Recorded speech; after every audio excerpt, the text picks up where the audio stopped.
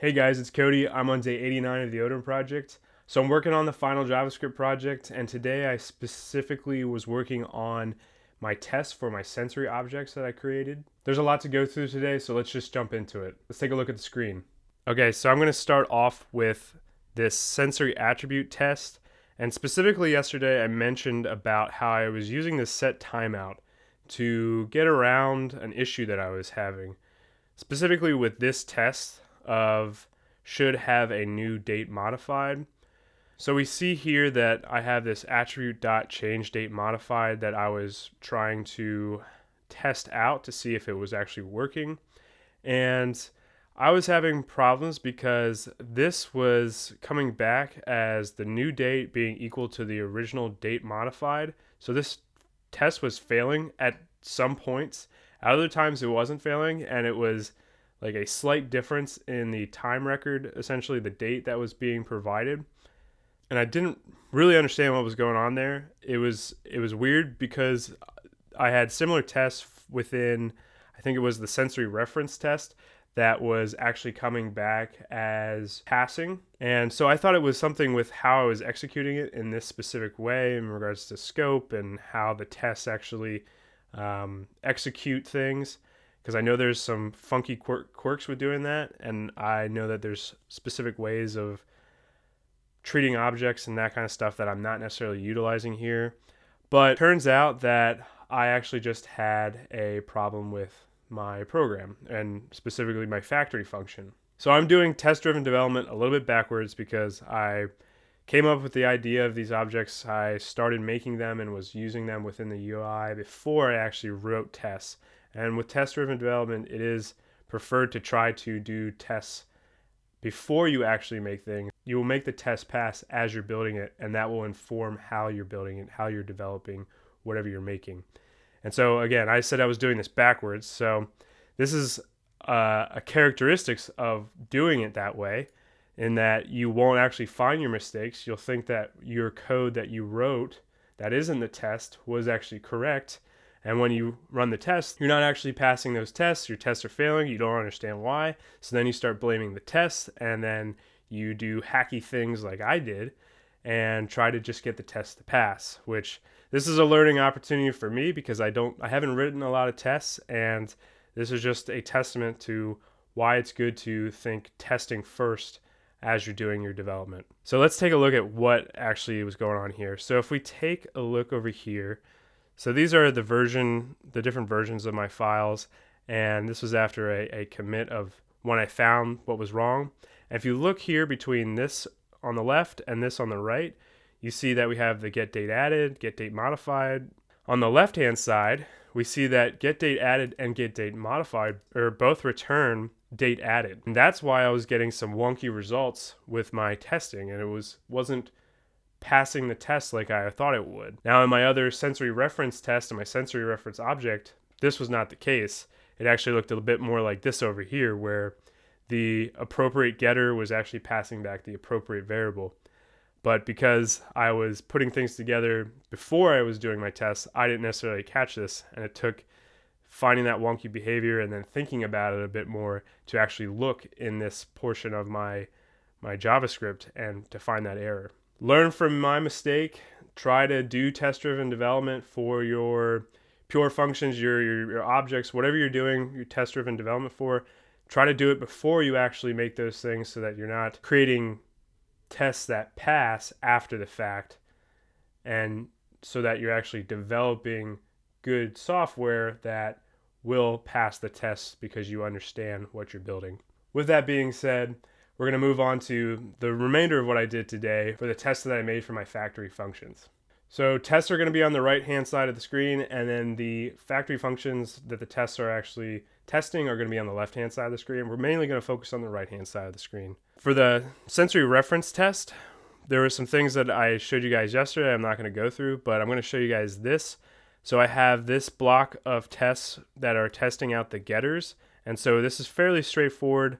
It's just testing that the getters are from the reference are returning the appropriate value for the property that is corresponding to that getter. So if we go up here, we can see the sensory reference that is being made. And so I'm really testing that these values are true and are what is actually in fact being utilized down here in these getters. So we see that with each one of those. Nothing too crazy there. Fairly simple, a bunch of 2Bs. And then down here we have testing of the setters. So I'm actually making sure that when I set a new variable that the object actually updates. And so we see I have a new reference for setting, and I'm going to take that reference setting and set new variables that are different from the ones that are up here, new values for these properties up here. And I do that in just one block. That's just how I decided to do it at that time. And then down here is where the actual tests are occurring. And we see for these, they follow a similar pattern. I checked to make that the get property is not to be the specific string that was set above, but I also make sure that it's not the same as the previous reference that I created earlier within the script. And then lastly, I make sure that it is in fact the string that I had set and that I expect it to be equal to. So I do that for each one of these, so it's pretty much the same thing going down all the way to the bottom. And we'll see the getters and setters are over here in fairly compact kind of section. It's very straightforward stuff. Now, if we go to our sensory attribute, I did a similar thing over here. I described it a little bit differently in this, and this is me kind of developing myself as I'm going and trying to make it a little bit better each time. For the sensory attribute, I'm testing non-date getters. So that was some of the previous things that I did, was testing the creation and modification of dates. So these are properties that are not dates that I am testing the getters out for. And again, it's very similar and very straightforward, testing out 2Bs for expected values. And then down here is testing non-date setters. And again, it's very much the same as what we were doing in the sensory reference. My structure is a little bit different here. Instead of doing that block of setters, I'm doing it one by one down here. And then beyond that, we're actually doing something a little bit different here. So the sensory attribute should have a references array, and it should be initialized to an empty array to start out with. And so we're going to check that it is an empty references array within the attribute by using this get reference count method, and we're going to make sure that it's 0. Next, we're going to check that the date modified didn't update at all, and that the date modified and the date added should be the same, because when you're making a new attribute, those will be set equal to each other. We'll see that up here. In this part, declare the following variables for new attributes. So we see that the references is an empty array, the attribute ID is null, and then the date added and date modified will be equal to each other. And so that's what we would expect for the initial creation of a sensory attribute. But once we start making modifications to the sensory attribute, we're actually going to start testing to make sure that the date modified is updating itself. I did not do that with the setters here because I didn't think about it until I was doing it for this add references function down here. And so we can see that within this add reference, we have a reference object, it's pushed to the references array, and then I run this change date modified, which updates the date modified accordingly. I will probably add that to the setters, as we will see within the sensory lexicon. I did do that as well, but we'll get to that in just a moment. So this test makes sure that one reference is added. So we have a new attribute, we have a reference. For that new attribute, we add reference with the reference object. We make sure that the references array is now of length 1, which above this was length 0 for a new attribute. And then down here, we should have a date modified that is not equal to the date added, because once that reference object is added, then this change date modified function will run. And here we're doing the same thing, but we're doing it for multiple references. So we're adding 3 references here, and then we're going to check that the array length is 3. And then we're also going to check again that the date modified did update correctly. Next up is going to be our sensory lexicon object, which is going to be the most complicated object. It's going to be the most complicated factory function, because it's going to have its properties, but then it's also going to house attributes, and those attributes are going to house references. And so this was brand new today that I made the test for this. I started from scratch for this specifically, and we'll check out what that looks like. So up here, I'm just testing the creation of a new sensory lexicon. So we have the name, product, and description. We're passing that into this sensory lexicon factory function, and it's going to pass an object to the lexicon. And then we're going to test out the properties that did not have arguments up here in the sensory lexicon.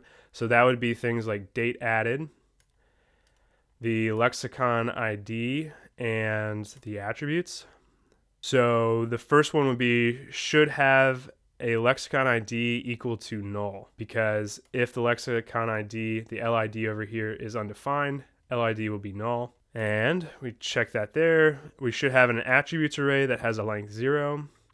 Since we're going to be setting an attributes array that is empty to start out with. It shouldn't be undefined. It should in fact be an array, and it should also have get attribute count of 0 as well. The next is actually testing properties that did have arguments. So this is just the name, product category, and description up here, making sure that those values are correct, and fairly straightforward. 2 B's down here, expect to B's. Next is test the modifications made to lexicons with simple setters.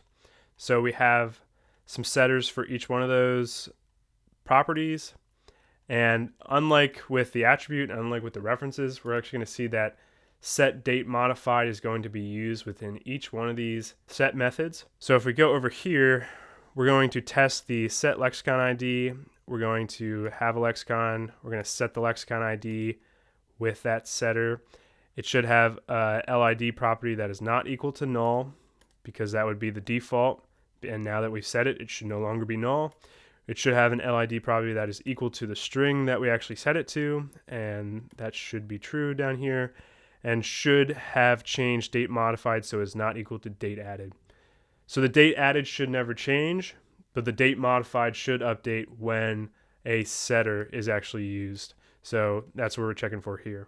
And that's going to be a similar structure that we're going to see for each one of those setters. So set name, very similar. Checking that it's not the default value, and checking that it actually is the value that we set, and then checking the date modified updated correctly. Same thing for set product category, set description down here. And then next we get into some more complex modifications to the lexicons. First being the testing of add attribute modifier. So this is adding an attribute to the attributes array within the lexicon. So first is testing addition of one attribute to the lexicon. So we create a lexicon, we have an attribute. Within this it block, we add the attribute to the lexicon. Now the attributes array should have a length 1, and the get attribute count should not be undefined. In addition to that, the get date modified should be updated just like the other functions. And so this is that add attribute over here, very similar to the add reference from our sensory attribute test, but for sensory lexicons and for adding attributes. And then next we have testing of addition of 4 attributes to the lexicon. So very similar setup. I'm actually using the same exact attribute for each one of these. And I'm just adding the attribute 4 times. I'm making sure it's not undefined. I'm making sure that's not just 1. And I'm making sure that it is equal to 4 for the get attribute count. In addition to that, making sure that date modified updated. And this down here is a work in progress. So this is going to be testing this add reference to specific attribute method. And so that's going to be over here. It's going to take a reference object and an attribute ID. It's going to use this get specific attribute method and find the attribute that has the attribute ID equal to the attribute ID argument.